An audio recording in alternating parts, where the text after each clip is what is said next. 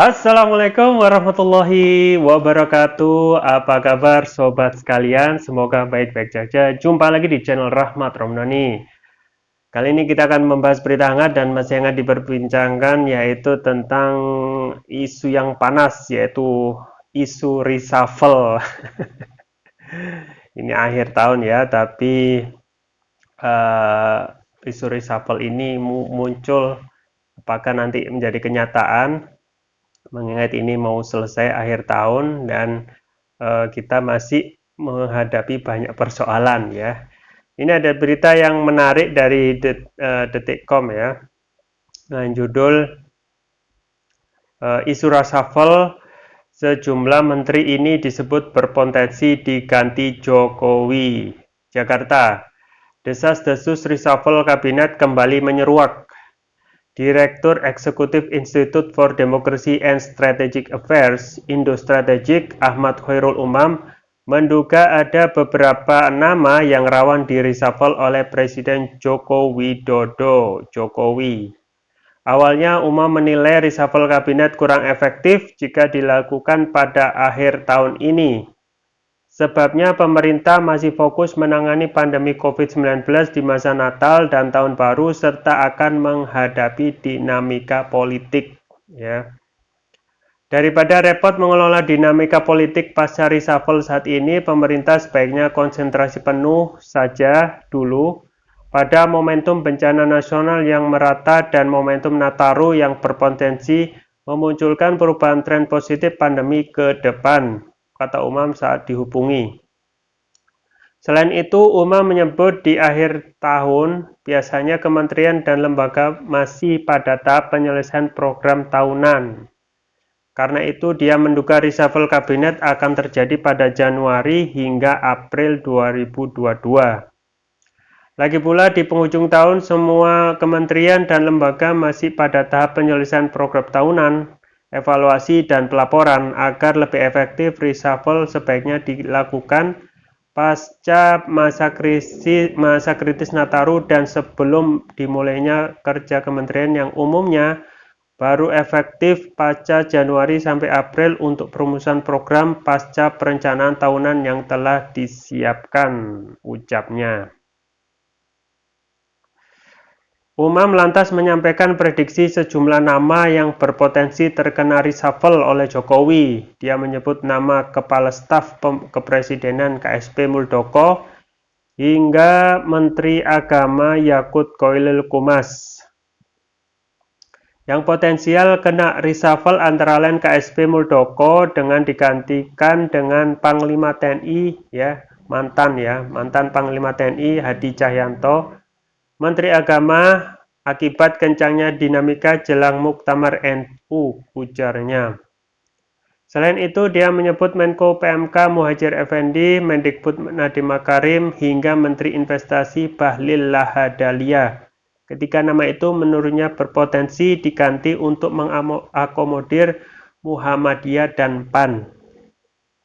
Menko PMK, Mendikbud atau Menteri Investasi untuk mengakomodir representasi Muhammadiyah dan PAN tunturnya. Umam menyebut jabatan lainnya yang diprediksi berpotensi di reshuffle adalah Menaker.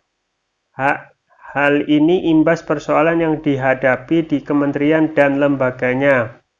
Menaker Trans pasca ditolaknya Undang-Undang Cipta Kerja oleh MK dan mulai memunculkan dinamika di kalangan buruh dan lain-lain sebutnya.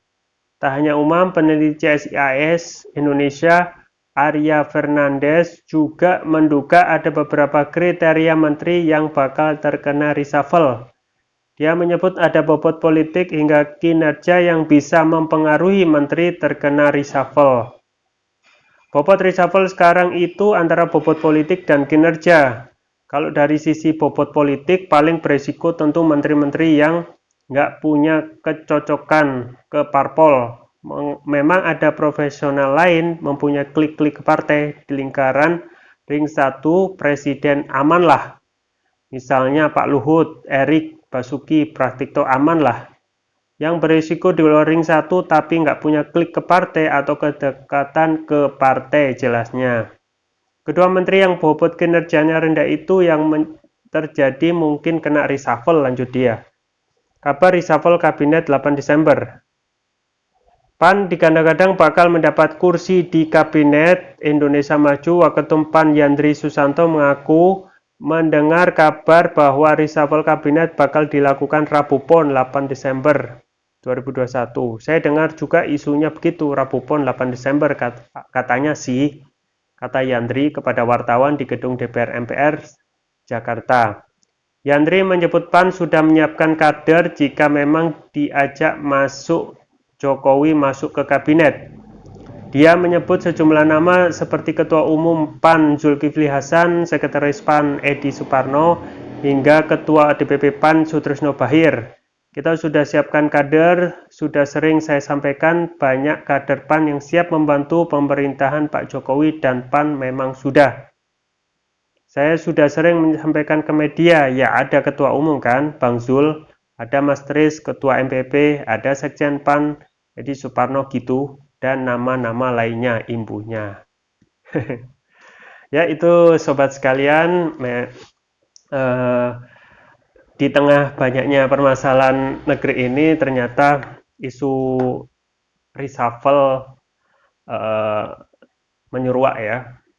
Entah itu karena untuk sekedar menyelesaikan masalah ya, berbagai permasalahan di pemerintah terkait kebijakan-kebijakan, atau untuk sekedar bagi-bagi kekuasaan ya kan, karena faktor PAN ya yang sekarang dikabarkan akan masuk pemerintahan ya, itu juga harus dikasih porsi ya. Sobat sekalian ya, jadi reshuffle ya yang berpotensi itu memang kita bisa lihat ya, menurut analisa sejumlah pakar tadi, misalnya KSP ya Muldoko itu berpotensi dan digantikan oleh mantan Panglima TNI Hadi Cahyanto ya, kemudian juga Menteri Agama Yakut Komas ya, itu juga berpotensi karena ada dinamika jelang Muktamar NU ya, dan juga Nadiem Makarim yang Mendikbudristek ya. Memang ada juga Menteri PMK Muhajir ya. Jadi kita itu melihat bahwasanya kalau melihat kinerja dari para menteri ya Indonesia Maju ini ya kurang lebih banyak berkurangnya ya, banyak kurangnya. Itu dilihat dari banyaknya kebijakan yang dikeluarkan oleh para menteri ini yang kurang lebih tidak menyentuh persoalan pokok dari tiap kementerian mereka ya. Dan juga banyak sekali kontroversi ya. Misalnya kemarin tentang dari Kementerian Mendikbudristek dengan mengeluarkan Permendikbud Ristek nomor 30 itu kita lihat banyak sekali kontroversi yang ada di masyarakat ya, entah itu melegalkan seks ataupun melegalkan zina dan dianggap tidak menyelesaikan persoalan ya. Kemudian juga banyak sekali faktor ya yang diungkapkan oleh para peneliti ini ya. Yang paling masuk logika adalah bagaimana kedepannya itu yang akan direshuffle ya. Itu benar-benar pertama menyelesaikan problem ya di kementerian mereka masing-masing, atau bagi-bagi kekuasaan atau bagi kue gitu. Sekarang ya Indonesia masih fokus untuk menangani pandemi ya, meskipun sekarang sudah melandai, kedepannya ini dengan adanya Natal dan Tahun Baru itu masih ada potensi untuk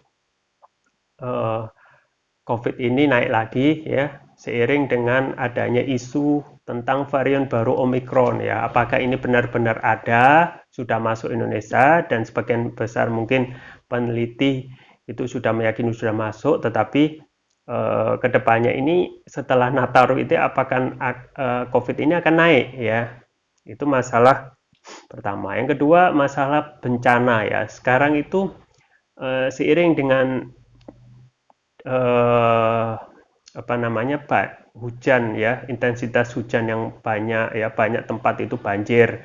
Kemudian terakhir juga bencana erupsi Gunung Merapi ya. Jadi kalau menurut hemat kita ya, sangatlah tidak pas saat ini untuk benar-benar melakukan reshuffle ya. Jadi fokus pemerintah itu sekarang banyak ya. Kemudian ditambah dengan reshuffle, apakah itu menyelesaikan masalah ya? Ya, yang kedua ya, sebenarnya bisa saja ya tidak melakukan reshuffle asal memperbaiki kementerian-kementerian yang bermasalah ya. Misalnya Permendikbud ya. Kementerian Dikbudristek itu yang sering sekali mengeluarkan kebijakan yang kontroversi di tengah-tengah masyarakat ya. Misalnya kemarin tentang isu tentang simbol keagamaan ya, kemudian yang terakhir tentang aturan Permendikbudristek nomor 30 ya.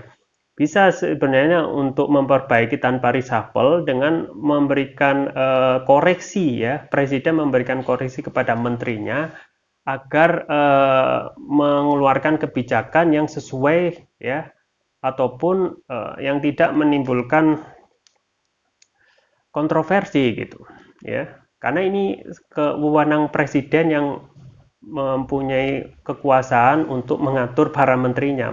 Menterinya adalah pelayan dan juga pembantu presiden sebenarnya. Juga presiden dalam hal ini mempunyai kemampuan ya, mempunyai hak untuk memperkoreksi kepada para menterinya ya.